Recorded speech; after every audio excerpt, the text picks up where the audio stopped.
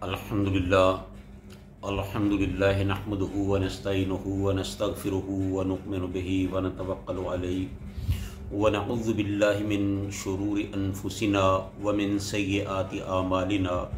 अम्मा बाद, अऊज़ु बिल्लाहिस समीइल अलीम मिनश शैतानिर रजीम। बिस्मिल्लाहिर रहमानिर रहीम। लिअल्ला यअलमु अहलुल किताबि अल्ला यक़दिरूना अला शैइन मिन फ़ज़लिल्लाह व अन्नल फ़ज़ल बियदिल्लाहि युतीहि मन यशा वल्लाहु ज़ुल फ़ज़लिल अज़ीम।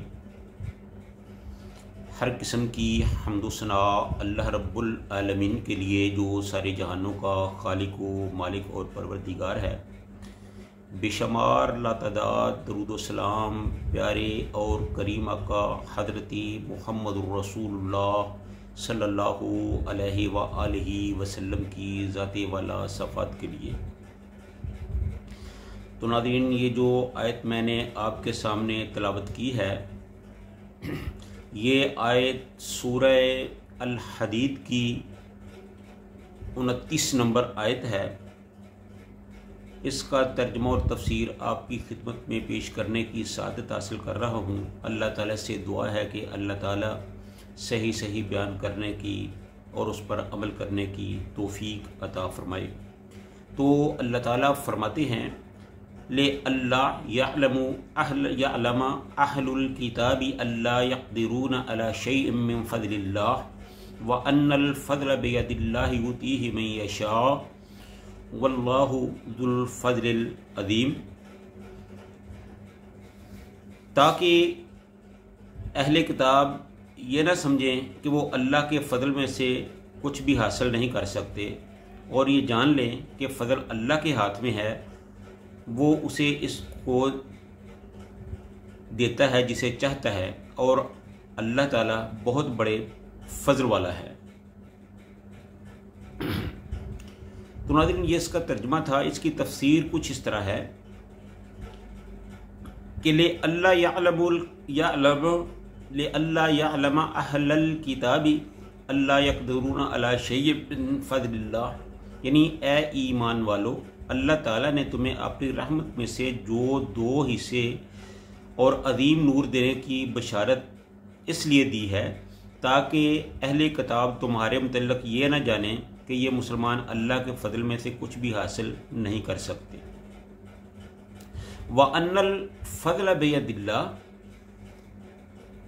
और इससे ये ज़ाहिर हो रहा है कि ताकि वो जान लें, यानी अहले किताब जान लें कि जो अल्लाह का फ़ज़ल है ये अहले किताब के लिए ख़ास नहीं या किसी और के हाथ में नहीं, बल्कि अल्लाह के हाथ में है। वो जिसे चाहता है दे देता है। चनाचे इसने अपनी मशीयत से आखिरी नबी हज़रत मोहम्मद सल्लल्लाहु अलैहि वसल्लम पर अखलास के साथ ईमान लाने वालों को अपने खास फ़ज़ल के लिए मुंतखब फरमाया है, और अल्लाह ताला बहुत बड़े फ़ज़ल वाला है। ले अल्लाह यअलम अहलल किताब,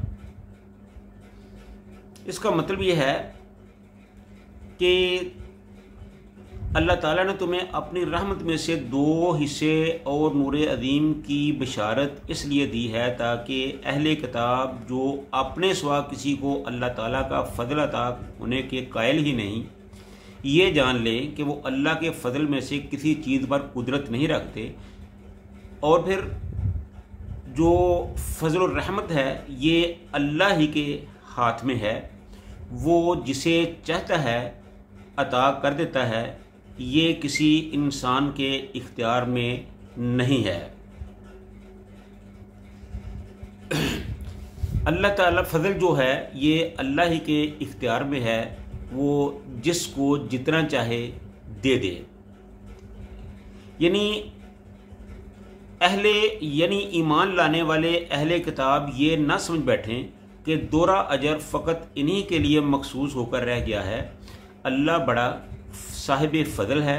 वो चाहे तो दूसरे मुसलमानों को भी दोहरा अजर दे सकता है, और वो साहिब इख्तियार भी है, और अपना फ़ज़ल तकसीम करने में किसी दूसरे की ख्वाहिश का पाबंद भी नहीं है, क्योंकि जो बनी इसराइल वाले थे वो समझते थे कि वो अल्लाह के बहुत ही लाडले हैं, तो इसलिए उन्हीं पर अल्लाह का फजल करम हो सकता है, इसमें दूसरों का कोई हिस्सा नहीं।